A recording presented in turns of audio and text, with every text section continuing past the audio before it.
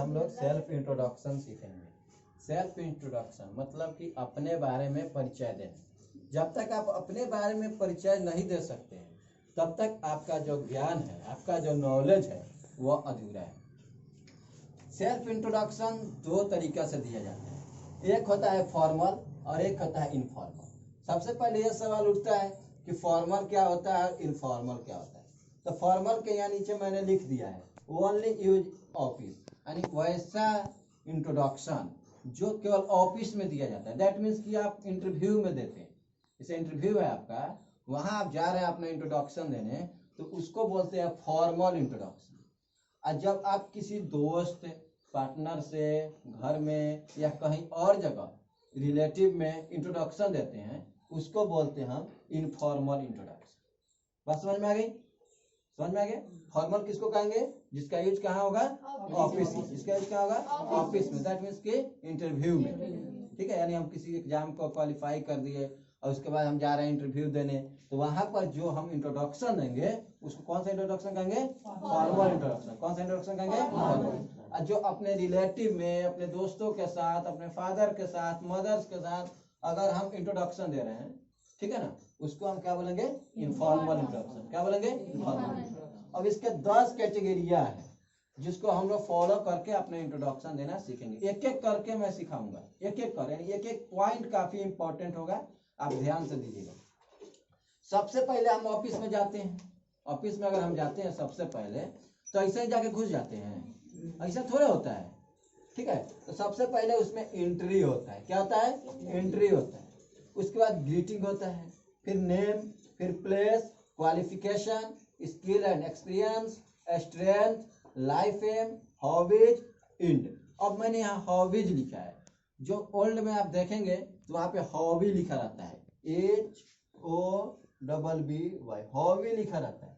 उस समय इतना ज्यादा स्किल्स नहीं थे, इतना ज्यादा आपके पास इंस्ट्रूमेंट्स नहीं थे, लोगों के पास एक ही स्किल्स थे, लोगों के पास एक ही हॉबी हुआ करते थे, इसलिए हॉबी होता था। लेकिन आज किसी भी पर्सन के पास एक हॉबी होता है क्या? नहीं। कुछ लोग गाना सुनना पसंद करते हैं, कुछ लोग क्रिकेट खेलना पसंद करते हैं, कुछ लोग पढ़ना पसंद करते हैं, कुछ लोग कूदना पसंद करते हैं, कुछ लोग, बहुत सारे वर्क है। किसी भी व्यक्ति के पास एक हॉबी है क्या? नहीं। जब एक हॉबी नहीं होगा तो हॉबी थोड़े लिखाएगा। क्या लिखाएगा? हॉबीज लिखाएगा। क्या लिखाएगा? हॉबीज। दैट मीन्स हॉबी का ये क्या है? प्लुरल। बात समझ में आ गई? उसके बाद देखिए इनफॉर्मल। इनफॉर्मल दैट मीन्स कि जो रिलेटिव में, रिलेशन में या और भी जगह जो हम लोग होते हैं वहां पे इंट्रोडक्शन, वहां पर भी एंट्री होता है, ग्रीटिंग होता है, नेम होता है, प्लेस होता है, आप किस पोजीशन पे हैं, कौन सा काम करते हैं, वहां पर भी आप हॉबीज क्या है, लास्ट में आपका इंड क्या है। बात समझ में आ गई? इसको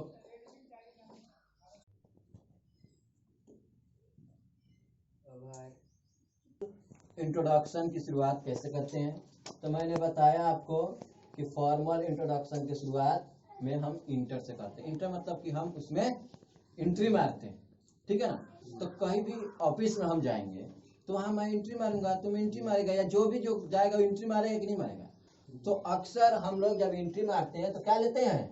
परमिशन लेते हैं। क्या लेते हैं? परमिशन। यानी जो भी वहां पे जजेज बैठे हुए हैं उनसे जब तक हम परमिशन नहीं लेंगे तब तक हम एंट्री मारेंगे? बिल्कुल नहीं मारेंगे। बस समझ में आ रहा है ना? तो सबसे पहले हम उनसे क्या लेंगे? परमिशन लेंगे। क्या लेंगे? परमिशन। तो परमिशन में हम क्या बोलते हैं? मे आई कम इन सर, मे आई कम इन सर। आजकल एडवांस समय हो गया है, आजकल एडवांस समय हो गया है, और लोग जो है वो मे के जगह पर कैन का इस्तेमाल कर रहे हैं। मे के जगह पर कैन का इस्तेमाल कर रहे हैं और कह रहे हैं can I come in sir. अगर जो बंदे can I come in sir का इस्तेमाल करते हैं वो टोटली रॉन्ग है, वो अपराध है, ब्लंडर है, गलती है बहुत बड़ा। अगर आप ये करते हैं तो आज से करना छोड़ दीजिए, क्योंकि can I come in sir कभी नहीं होगा। क्यों नहीं होगा? क्योंकि कैन आई कम इन का इस्तेमाल कब करते हैं कि तुम परमिशन दो चाहे नहीं दो, मैं एंट्री मार दूंगा। यानी कैन का इस्तेमाल पावर के लिए किया जाता है। किसके लिए? पावर के लिए किया जाता है। ठीक है, तो आप परमिशन दे चाहे नहीं दो, मैं एंट्री मार दूंगा। बात समझ में आ रहा है? तो जब एंट्री मार दूंगा तो तुम्हारा इंटरव्यू क्या होगा? कुछ नहीं होगा, तो पहले ही फर्स्ट अटेम्प्ट में छटा जाएगा। समझ में आ रहा है? तो कैन आई कम इन का इस्तेमाल कभी भी नहीं करना है। क्या चीज का इस्तेमाल करना है? मे आई कम इन सर। यानी मे जो है वो प्रोबेबिलिटी बताता है। क्या बताता है? प्रोबेबिलिटी। और कैन जो है वो पावर बतलाता है। प्रोबेबिलिटी मतलब अब सामने वाला जो बंदे बैठे हैं, जो तुमको परमिशन दे भी सकते हैं और नहीं भी दे सकते हैं, उस केस में हम किसका इस्तेमाल करेंगे? मे का। किसका इस्तेमाल करेंगे? कुछ लोग कुड का इस्तेमाल करते हैं। भाई तुम पास्ट टेंस में थोड़े जा रहा है भीतर, पास्ट टेंस में जा रहा है, तो वो भी गलत है, वुड भी गलत है। यानी करेक्ट क्या है? मे आई कम इन सर। मे आई कम इन सर। उसके बाद आता है ग्रीटिंग। क्या आता है? ग्रीटिंग। यानी हम कहीं जाते हैं तो सबसे पहले हम अपना क्या देते हैं? सर से नमस्कार वगैरह करते हैं कि नहीं करते हैं? करते हैं कि नहीं करते हैं? यानी आप किस तरीका से उनका सम्मान कर रहे हो। दैट मीन्स कुछ सामने बंदा बैठा है, जो अफसर बैठे हैं, जो इंटरव्यूअर बैठे हैं, उनका आप सम्मान कैसे कर रहे हैं। तो इस चीज को समझने के लिए आपको दो चीज समझना पड़ेगा, और यह दो चीज आपके लाइफ को बदल देगा। भाई अभी तक हमारे समझ से आप लोग नहीं सीखे होंगे, ध्यान दे सीखिएगा। दो कंडीशन होता है, एक होता है मीटिंग का और एक होता है सेपरेशन का। तो मीटिंग क्या होता है? जब हम मिलते हैं, जब हम मिलते हैं उस समय क्या बोलेंगे, और जब हम बिछड़ते हैं उस समय क्या बोलेंगे। जब हम मिलते हैं उस समय क्या बोलेंगे, और जब हम बिछड़ेंगे उस समय क्या बोलेंगे। तो जब हम मिलेंगे कब से कब? तो 12 बजे रात से लेकर अब 12 बजे दिन तक, 12 बजे रात से लेकर 12 बजे दिन तक अगर हम किसी से मिलते हैं, जब हम किसी से मिलते हैं तो उसको हम बोलेंगे गुड मॉर्निंग। क्या बोलेंगे? Good morning. यानी हमारा इंटरव्यू अगर 12 बजे रात के बाद और 12 बजे दिन के पहले हो रहा है, हम एंट्री किए ऑफिस में, तो हम सर को क्या बोलेंगे? Good morning sir. क्या बोलेंगे? Good morning sir. कब से कब तक? 12 बजे दिन तक। अगर हम 12 बजे के बाद और समय के साथ, सेशन के साथ, मौसम के साथ यह चेंज भी होता रहता है, कभी 4 बजे, कभी 5 बजे, कभी 6 बजे। गर्मी के दिन में तो 7 बजे सूर्य डूबते हैं, तो 7 बजे भी हो जाएगा। यानी मौसम के साथ वह बदलता रहता है, लेकिन जनरली हम 4 बजे डाले हैं, तो 12 बजे से लेकर 4 बजे तक हम क्या बोलेंगे? Good afternoon. क्या बोलेंगे? Good afternoon. Good afternoon. 4 बजे के बाद अगर हम किसी से मिलते हैं तो उसको बोलेंगे गुड इवनिंग सर। आफ्टर 4 बजे अगर किसी से हम क्या करते हैं? मिलते हैं, बिछड़ते नहीं हैं। क्या कर रहे हैं? मिल रहे हैं। तो उस केस में हम उनको क्या बोलेंगे? Good evening sir. क्या बोलेंगे? Good evening sir. क्लियर है? बात समझ में आ रहा है? आ रहा है कि नहीं आ रहा है? ध्यान से सुनना, यह सब चीज यही मिलेगा, इसलिए समझना ध्यान से। हम अभी मिलने की बात बता रहे थे। किसका बात बता रहे हैं? मिलने का। यानी अगर मिलेंगे कब? 12 बजे रात से लेकर 12 बजे दिन तक, तो गुड मॉर्निंग। 12 बजे के बाद और शाम 4 बजे का पहले तो बोलेंगे गुड आफ्टरनून। अब 4 बजे के बाद और रात तक कभी भी मिले तो उसको हम बोलेंगे गुड इवनिंग। क्या बोलेंगे? Good evening. अक्सर लोग क्या करते हैं? 8 बजे रात को चले गए किसी के पास और उससे मिलेंगे, बिछड़ेंगे नहीं, मिलेंगे, तो लोग क्या बोलता है? Good night. वो टोटली रॉन्ग है, ध्यान देना है, टोटली रॉन्ग है। उसको क्या बोलना है? Good evening. हमने यहाँ लिखा है कि 4 बजे ऑनवर्ड्स, दैट मींस 4 बजे के बाद कभी भी मिलो। इवनिंग शब्द मिलने का चीज है, नाइट शब्द बिछड़ने का चीज है। अब देखो, अब सेपरेशन में, सेपरेशन को दो कैटेगरी बांटे। 12 बजे रात के बाद अक्सर कहा जाता है कि 12 बजे रात के बाद दिन क्या हो जाते हैं? बदल जाते हैं। तो 12 बजे रात के बाद 4, 5, 6 बजे तक अगर आप किसी से बिछड़ते हैं, अगर आप किसी से बिछड़ते हैं तो उसको बोलना है गुड डे। क्या बोलना है? गुड डे या have a nice day. Have a nice day. कब? जब हम बिछड़ेंगे, जब हम बिछड़ेंगे। यानी 12 बजे। अब तुम कहेगा कि भैया एक बात बताइए, अगर हम 1 बजे रात को बिछड़ेंगे किसी को तो क्या बोलेंगे? दिमाग में आएगा क्या जरूरत है भाई 1 बजे रात को बिछड़ने का? कोई जरूरत है क्या? तो भाई आराम से सूत जाओ भाई, 4, 5, 6 बजे बिछड़ना, 1 बजे रात को क्या बिछड़ेगा? लेकिन खुदा ना खास्ते अगर तुम बिछड़ेगा तो वहां पर गुड डे ही बोलना है। क्या बोलना है? Good day. अब लोग फोन करते हैं, हाय हेलो कैसे हैं, रात 2 बजे बतियाएंगे, कहेंगे गुड नाइट। गलत है।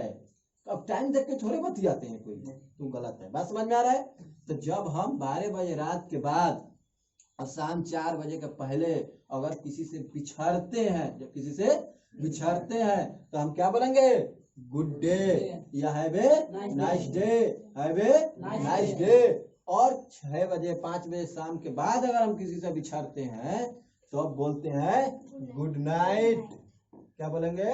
Good night. यानी हम किसी से मिलने गए हैं, बस में मिलने गए हैं, 6-7 बज गया, अब हमारा काम फिट हो गया, अब हम उससे दूर जा रहे हैं, हम कह रहे हैं कि अब हम जा रहे हैं, तो अब हम उसको बोलेंगे गुड नाइट। क्या बोलेंगे? Good night. क्या बोलेंगे? Good night. यानी कहने का मतलब है जब हम किसी से मिलते हैं उस समय कौन सा शब्द का इस्तेमाल करना है, और जब हम किसी से बिछड़ते हैं उस समय कौन सा शब्द का इस्तेमाल करना है। इंटरव्यूअर जो बैठा रहता है वो यह सब एक एक वर्ड को बारीकी से देखता है, सुनता है, तब आपका सिलेक्शन करता है। बात समझ में आ गया? तो इसमें कोई दिक्कत किसी को नहीं? समझ में आ रही है बात? गुड मॉर्निंग कब बोलना है, गुड आफ्टरनून कब बोलना है, गुड इवनिंग कब बोलना है, गुड नाइट कब बोलना है, गुड डे कब बोलना है, हैव ए नाइस डे कब बोलना है, और गुड नाइट कब बोलना है। समझ में आ गई बात? समझ में आ गई बात? उसके बाद आइए सबसे इंपॉर्टेंट चीज, नेम। जैसे हम जाते हैं तब बोलेंगे, सर से बात हो गई, मैं आई कम इन सर कह दिए, उनको सैल्यूटेशन दे दिए, गुड मॉर्निंग सर। उसके बाद सर कहें please take your seat, seat पर बैठ गए, या अपना इंट्रोडक्शन अब देना शुरू करेंगे। तो हम कहते हैं माय नेम इज अनु, सुधीर, सत्यम, या जो जिसका नाम है अपना नाम लेंगे माय नेम इज, या कहेंगे आई एम अनु। या अभी जो माहौल तैयार किया गया है उस माहौल में अक्सर होता है कि लोग ज्यादा एडवांस हो गए हैं और कह रहे हैं कि myself Sudhir. Myself totally wrong है। अगर कोई कहता है myself Sunny, myself Ankit, या क्या है? रॉन्ग है, गलत है, ब्लंडर है, मिस्टेक नहीं है। ब्लंडर और मिस्टेक में अंतर होता है, यह ब्लंडर है। क्यों? क्योंकि माई सेल्फ जो है उसके पहले सब्जेक्ट का होना जरूरी है। अगर तुम इतना स्टैंडर्ड बनना चाह रहे हो, माई सेल्फ का इस्तेमाल करना चाह रहे हो, तो कहो I myself am, I myself am. क्या? तो जो नाम है इसे अंकित। बात समझ में आ गया? तो यह कंडीशन तैयार होना चाहिए। बात समझ में आ गया? समझ में आ रहा बात? तो माई सेल्फ के साथ हमेशा सब्जेक्ट का इस्तेमाल होना जरूरी है। अगर सब्जेक्ट नहीं है तो मेरा सेंटेंस क्या है? गलत है। इसलिए जनरली आप इस्तेमाल कीजिए कि माई नेम इज, जो नाम है वो रखिए, या आई एम का इस्तेमाल कीजिए। अभी तक हमने क्या क्या पढ़ लिया? तो इंटर पढ़ लिया, ठीक है, और क्या पढ़ लिया? ग्रीटिंग पढ़ लिया, नेम पढ़ लिया। अब हम लोग पढ़ेंगे प्लेस। क्या पढ़ेंगे? प्लेस। अक्सर होता क्या है कि बहुत सारे बच्चे जो हैं वो कहीं और जन्म लिए हुए हैं, कहीं और पले बड़े हैं, अक्सर ऐसा होता है। तो जब हम अपना इंट्रोडक्शन देते हैं तो उस केस में हम कैसे अपने इंट्रोडक्शन को और ज्यादा इम्प्रूव करेंगे उस पर ध्यान देंगे। जैसे I am from Kesariya, I am from Kesariya, या उससे भी और स्टैंडर्ड करना है तो आई बिलोंग टू केसरिया, मैं केसरिया से बिलोंग करता हूँ। लोग नहीं कहता मैं केसरिया से बिलोंग करता हूँ, तो I belong to Kesariya, I belong to Kesariya. या और मान लेते हैं कि तुम्हारा जन्म केसरिया में हुआ है, बड़ा बड़ा तुम पटना में है, तो उस केस में हम क्या बोलते हैं? I was born in Kesariya, I was born in Kesariya, raise in Patna. यानी मेरा जन्म जो हुआ वो कहाँ हुआ है? केसरिया में, लेकिन मैं पढ़ा बड़ा कहाँ? पटना में। अब देखो I am originally, I am originally from Bihar, I am originally from Bihar, I am originally from Bihar, but I am now based in Delhi. मैं ओरिजिनली बिहार से बिलोंग करता हूँ, लेकिन आजकल मैं दिल्ली में रह रहा हूँ। बात समझ में आ रहा है? इसे इंटरव्यू कहीं केसरिया में थोड़े होगा, कहीं हो रहा है, तो हम क्या बोलते हैं कि बेसिकली, नॉर्मली, ओरिजिनली मैं केसरिया से बिलोंग करता हूँ, लेकिन आजकल मैं दिल्ली में रह रहा हूँ, पटना में रह रहा हूँ, बनारस में रह रहा हूँ। कोई दिक्कत? कोई दिक्कत? समझ में आ रहा है ना? देखो लाइफ को अगर और ज्यादा सेपरेट करेगा ना तो और ज्यादा गेन करेगा, और लाइफ को तुम एक दूसरे के कमेंट बाजी में बर्बाद करेगा ना तो तुम खुद बर्बाद हो जाएगा। समझ में आ रहा है ना? इसलिए अपने माइंड को कंसंट्रेट करो, सीखने की कोशिश करो, रिपीट पे रिपीट करो। यह रटने का चीज नहीं है। इस क्लास में रटाया नहीं जाता है, समझाया जाता है, सिखाया जाता है। समझ में आ रहा है? अब चलते हैं क्वालिफिकेशन। क्या होता है क्वालिफिकेशन? यानी आप कितने पढ़े लिखे हैं, आप क्या करते हैं, मतलब क्या आपका क्वालिफिकेशन क्या है। तो इसके भी लिखने का अलग अलग तरीके हैं। I am about to graduate, मैं ग्रेजुएट कर लिया हूँ। मैं 10th कर लिया हूँ, I am about to 10th। I am graduate, मैं ग्रेजुएट कर लिया हूँ। I am inter completed, inter complete कर लिया हूँ। I am completed 10th from Bihar board.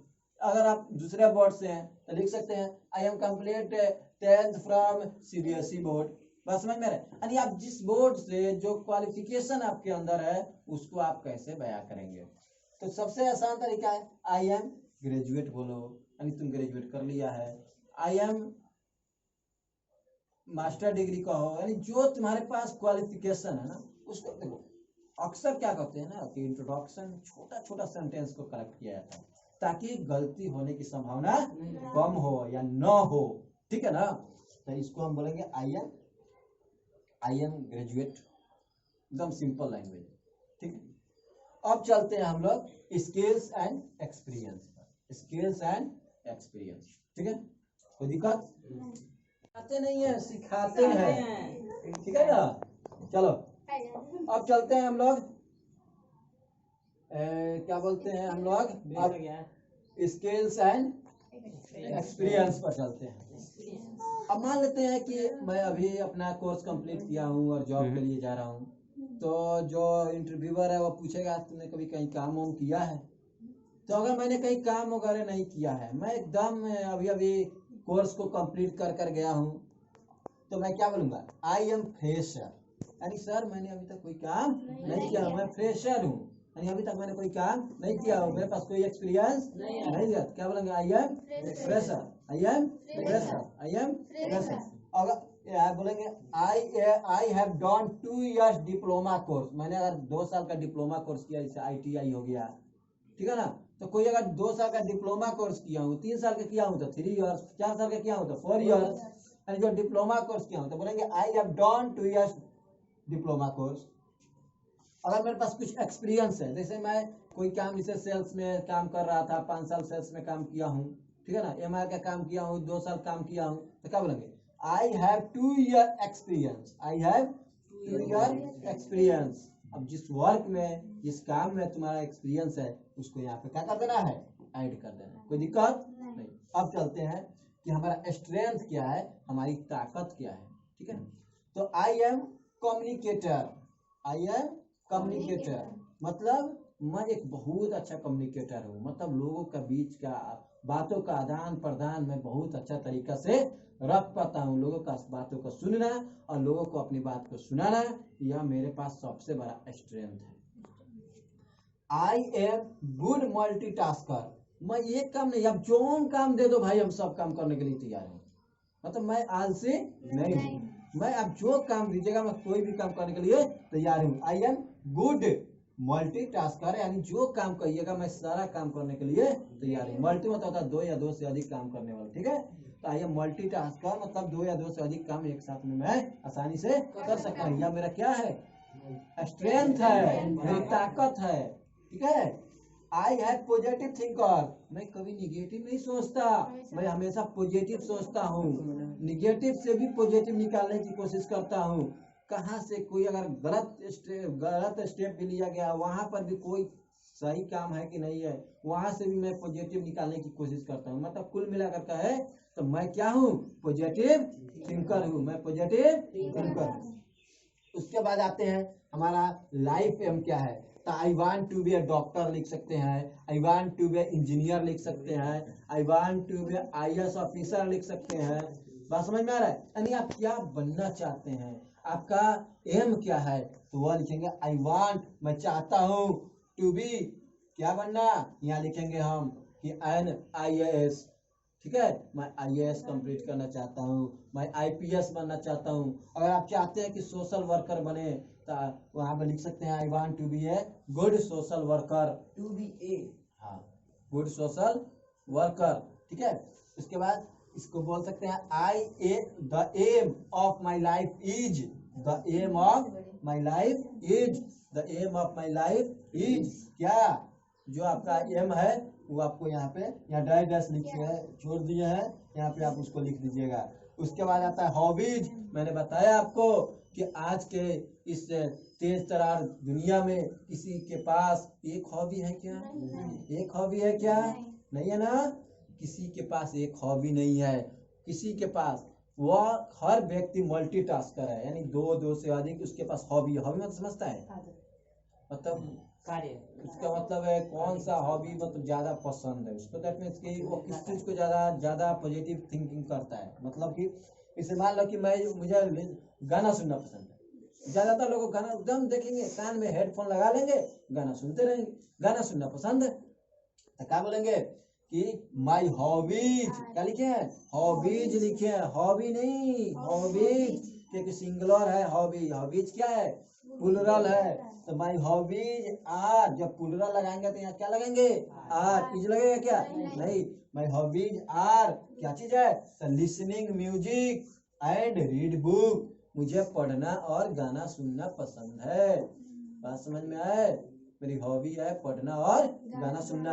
आपका डांसिंग पसंद है तो लिखेंगे कि my hobbies are listening music and dancing. मतलब जिसको जो भी चीज है वो आपने डालेंगे। लास्ट में है इंड में क्या लिखेंगे? That's all about me. क्या बोलेंगे? दैट्स ऑल अबाउट मी, यही मेरे बारे में हुआ सब चीज। That's all about me. इसके बाद बोलेंगे थैंक यू वेरी मच, बहुत बहुत। राजनीति जी बारे बन गया वो हम लोग पढ़ लिए। अब हम लोग आगे चलते हैं और इनफॉर्मल के बारे में पढ़ते हैं। एक चीज आप बताते हैं, जब आप किसी अपने दोस्त के पास जाते हैं तो उससे परमिशन लेते हैं कि उससे ताकत दिखाते हैं? वो कहता है कि भाग भाग भाग, तू नहीं बे, तो तुम चला जाएगा? नहीं जाएगा। पावर है हमारे पास, तुम कहो आना है चाहे नहीं आना है, हम तो भाई तुम्हारा बर्थडे में अइबे करेंगे। तुम्हारा शादी है, तुम हमको बुलाओ चाहे नहीं बुलाओ, तुम्हारी शादी में हम अइबे करेंगे, तुम्हारा खर्चा होगा। बात समझ में आ रहा है? तो उसमें हम क्या बताते हैं इंजीनियरिंग में? उसमें बताए थे कि मे आई कम इन सर का इस्तेमाल करना है। इसमें आप कैन आई कम इन का इस्तेमाल कर सकते हैं, लेकिन यहाँ सर नहीं लगाना है। Can I come in, can I कम इन कह सकते हैं, मे आई कम इन भी कहेंगे, ज्यादा बेहतर है, लेकिन इसमें कैन आई कम इन का इस्तेमाल कर सकते हैं। ग्रीटिंग में उसमें हम गुड मॉर्निंग, गुड आफ्टरनून सब सिखाए हुए थे। इसमें भी गुड मॉर्निंग कह सकते हैं, लेकिन आजकल जो लोग मिलते हैं तो कहते हैं हाय कैसे हो, नहीं बस में आया है। व्हाट्सअप, व्हाट्सअप नया आया है, बहुत हाँ बहुत चल रहा है। व्हाट्स गुड, कुछ देख लेगा ना, व्हाट्स गुड, क्या हाल है भाई, तुम तो गर्दा उड़ा कर रहे हो। बस में लेकिन जनरली हाय का इस्तेमाल आजकल ज्यादा चलता है। किसी से मिलते हैं तो कहेंगे हाय सोनू कैसे हो, कहते हैं कि नहीं? हाय चुलबुल पांडे कैसे हैं, कहते हैं कि नहीं कहते? कहते हैं। तो ग्रीटिंग में इसका इस्तेमाल करेंगे। उसके बाद एक और चीज, बाकी उसमें जो चीज बताए हैं उससे हम रखना है।